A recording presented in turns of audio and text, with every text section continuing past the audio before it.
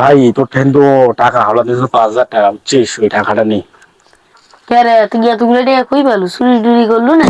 না ভাই, চুরি টুরি কিছু করম নাই, বাড়ির একটা গাড়ি ছিল, সেই গাড়িটা বন্ধ রাখিয়ে ও টাকাটা দিয়ে দিন। পাগলা টাগলা হচ্ছিস নাকি? না ভাই, পাগলা না। মোট 4-5টা বন্ধু আছে, দুদিন এই টাকাটার জন্য মানুষের সামনে শরম দেয়, তার কারণে তো টাকাটা আমি দিয়ে দিল।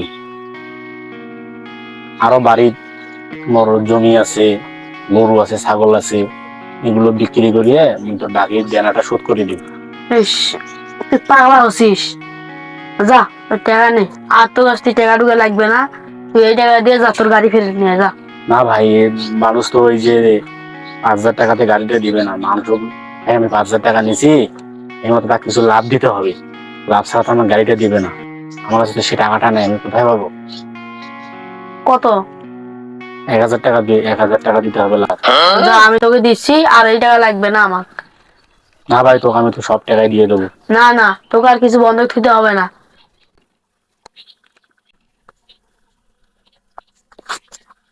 যা, যা, গাড়ি ফেরত নিয়ে আয়।